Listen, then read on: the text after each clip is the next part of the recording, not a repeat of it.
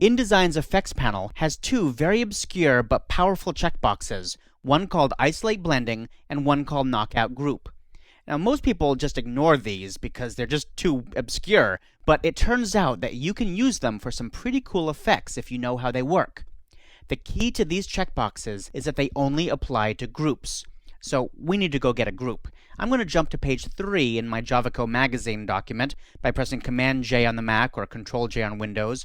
Then I'll type 3 and then hit Enter.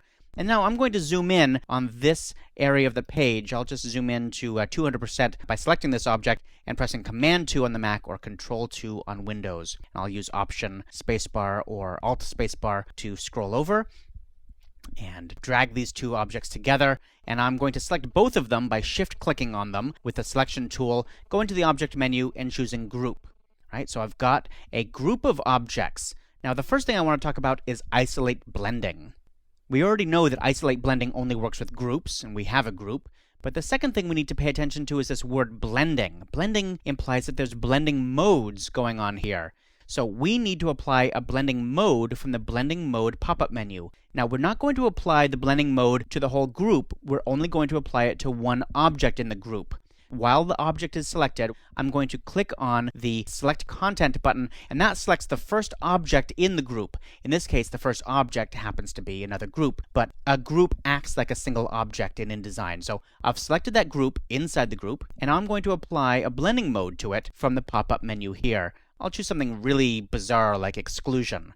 That is a really far-out effect. Not sure why you'd want to use that, but for the sake of this demo, it makes it very obvious what's going on. So I've applied a special effect, this blending mode, to one object inside the group. Now I'm going to click the Container button here, and that goes back up and selects the entire group, both of those objects grouped together.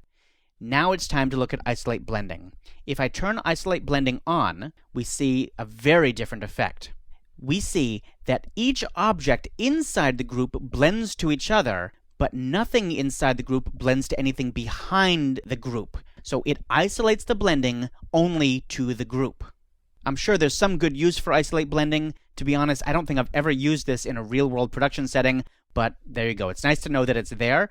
I'm going to turn isolate blending off, and I'm going to talk about Knockout Group next.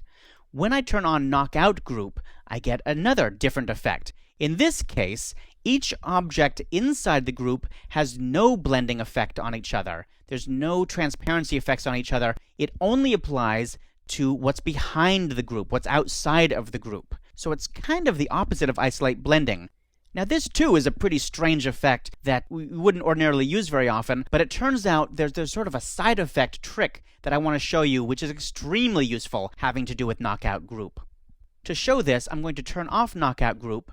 I'm going to ungroup these objects, and I'm going to deselect all of these with Command-Shift-A on the Mac or Control-Shift-A on Windows. Then I'll just move this one out of the way. I don't need that right now. I'm going to zoom in just on this image itself. I'll do a Command-4 on the Mac or Control-4 on Windows, and I'm going to zoom in to high-quality display mode here so we can see this a little bit nicer on screen. The cool effect that the Knockout Group feature gives us is a masking feature. Now, Photoshop has masking, Illustrator has masking, but InDesign has masking too. And masking is all about hiding a portion of an image or an object so that you can see through it. And here's how we create a masking object in InDesign. First, I'm going to create some text by just dragging out a text frame here, and I'll type inside this. I'll just say mask. That's easy. I'll select all of it with a Command-A on the Mac or Control-A on Windows. And why don't we change the font? I'll do a Command-6 on the Mac or Control-6 on Windows. Type in MYR for myriad, tab, bold, return. That looks pretty good. I want to make this bigger. I'll press Command-Option-C on the Mac or Control-Alt-C on Windows. And let me switch back to the selection tool, and we can see that that keyboard shortcut shrunk the text frame down to just the text. Now I can Command-Shift-Drag on one of these corners, or Control-Shift-Drag on Windows, so to make it really big. There we go. Now I've got my big text, and I'm dropping it on top of the image and this whole group here. And I want this text to be a mask for the image. Okay? How are we going to do that? Well, the first thing we do is kind of weird. The first thing we do is we set the opacity of this text to 0. That's pretty strange because it just makes the whole thing disappear, right? Why would we want to do that? But it actually gives us a 0% text, and that is going to be our mask, the 0% text. The next thing I want to do is select both this mask object, this text frame, and the object behind it, which in this case is this whole group of objects. And I'm going to group them together. From the object menu, I'll choose Group.